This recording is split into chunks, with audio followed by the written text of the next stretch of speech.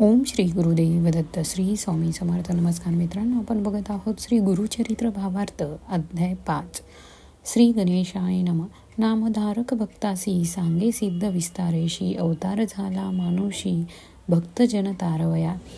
सिद्ध मुनीने नामधारक शिष्याला सांगितले की विष्णूच्या 10 अवतारांप्रमाणेच दत्ताचे देखील 10 अवतार होते आणि या अवतारात सज्जनांना दुःखमुक्त करून त्यांचा उद्धार करण्याचे कार्य केले. या अध्यायात श्रीपाद श्रीवल्लभ या अवताराची कथा वर्णिली गेलेली आहे. पिठापूर नगरीत आपळराज व सुमती हे ब्राह्मण दाम्पत्य राहत होते आणि त्यांना पुष्कळ मुले झाली, पण त्यातील 2च ही मात्र जगली. त्यात एक आंधळा व दुसरा पांगळा होता. आपला कुळाचा उद्धार करणारा सद्गुणी पुत्र असावा अशी या दाम्पत्याची फार इच्छा होती आणि म्हणून ते एकदा त्या ब्राह्मणाकडे पितृश्राद्ध होते. भोजन तयार होते, पण ब्राह्मण अजून जेवायचे होते. तेवढ्यात भिक्षुकाच्या वेशात दत्त महाराज तिथे भिक्षा मागण्यासाठी आले. तेव्हा सुमतीने त्यांना भिक्षा घातली आणि त्यांचा नमस्कार केला. दत्तात्रेय म्हणे तियेसी, माग माते जे इच्छेसी, जे जे वासना तुझे मनासी, पावसी त्वरित म्हणतसे. दत्तांनी त्यावेळी सुमती मातेला असे म्हटले की तू इष्टकामना पूर्ण होतील, काय पाहिजे ते तू माग असे सांगितले. तेव्हा तिने तुम्हीच पुत्र रूपाने माझ्या पोटी जन्म घ्या व आमचे दैन्य दूर करा असा वर मागितला. तथास्तु असे म्हणून दत्त महाराज म्हणाले, जो पुत्र तुम्हाला होईल त्याच्या मनासारखे सर्व होऊ द्या. तुमचे काहीही म्हणणे त्याच्यावर तुम्ही लादू नका, नाहीतर तो निघून जाईल. नंतर भिक्षुक तेथेच अदृश्य झाला. तेव्हा सुमतीला मोठे नवल वाटले. तिने पतीला सांगितले, ब्राह्मण अजून जेवायचे आहे, तरी मी एका भिक्षुकाला भिक्षा घातली. त्या भिक्षूने सांगितले की मला सद्गुणी पुत्राची प्राप्ती होईल आणि तो तुझ्या कुळाचा उद्धार करील. तो भिक्षुक मला माते म्हणाला. तेव्हा मी त्यांना म्हटले की तुम्हीच माझा पुत्र म्हणून जन्म घ्या. तथास्तु म्हणून तो भिक्षुक अदृश्य झाला. श्राद्ध दिनी ब्राह्मण भोजनाआधी भिक्षुकाला भिक्षा वाढली, तरी ब्राह्मणाने आपल्या पत्नीवर न रागावता तिचे कौतुक केले.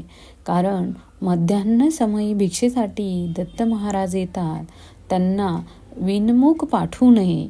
मध्यान्ह समयी अतिथीकाली दत्त येऊनी तये वेळी, विमुख न होता तये काळी भिक्षा मात्र घालीजे. मध्यान्ह समयी भिक्षुकाच्या रूपाने दत्त महाराजच आपल्या घरी आले व त्यांनीच तुला वर दिला असे ब्राह्मण आपल्या पत्नीला म्हणाला. पुढे कालांतराने सुमतीला पुत्र झाला. त्याचे नाव श्रीपाद ठेवले. तो लहानपणीच वेदादी सर्व विद्यात पारंगत होता. तो मोठा झाल्यावर त्याचा विवाह करण्याचा बेत आपळराज व सुमतीने त्याला सांगितला. कराला माझा विवाह तुम्ही, सांगो एका विचार आम्ही, वैराग्य श्री संगे असेन मी, काम्य अमुचे तिये जवळी. तेव्हा श्रीपाद म्हणाला, वैराग्य रूपी श्रीचीच माझा विवाह निश्चित आहे. मी वैराग्य श्रीचा वल्लभ आहे. बाकी सर्व स्त्रिया मला माते समान आहे. असे म्हणून त्याने लग्न करण्यासाठी नकार दिला. काही दिवसांनी तो म्हणाला, मी आता उत्तर दिशेला जातो. त्याचे बोलणे ऐकताच त्या दाम्पत्याला खूप वाईट वाटले.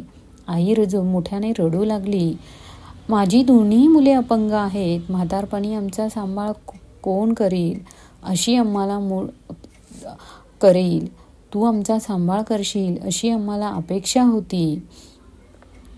पण आता आम्ही वृद्धपणी कसे काय करावे असे ती म्हणू लागली. एकोणी जननीचे वचन, अवलोकी अमृत रुची करुण, पुत्र दोघेही झाले सगुण, आली दृष्टी चरणाधिक. तेव्हा आपल्या अमृतमय दृष्टीने त्या दोन्ही मुलांना श्रीपाद श्रीवल्लभ यांनी धडधाकट आणि अव्यंग व ज्ञानी केले. माता पित्यांची चिंता दूर केली.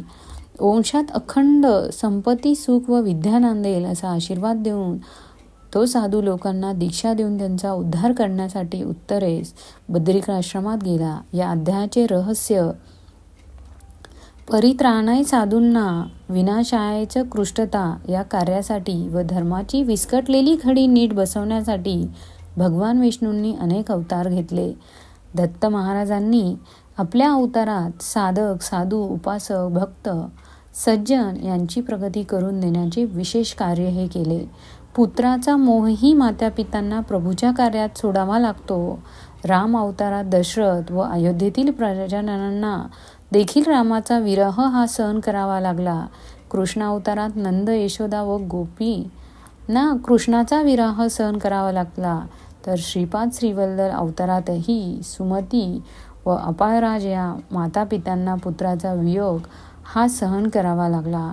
पण जेथे सर्व जगाचे व्यापक हित असते तेथे अवतारी पुरुषाशी संबंधी असणाऱ्या आपले व्यक्तिगत मोह, लोभ अशा स्वार्थ या सर्वांवर पाणी सोडावे लागते. निघाला तेथुनी बद्रीवना, भेटी घेऊनी नारायणा. अवतार हे असे आपणा, कार्यकारण मनुष्य देही. दीक्षा कराया भक्तजना, तीर्थ हिंडणे आपणा. मनोवेगी मार्गक्रमणा, आले तीर्था गोकर्णाशी.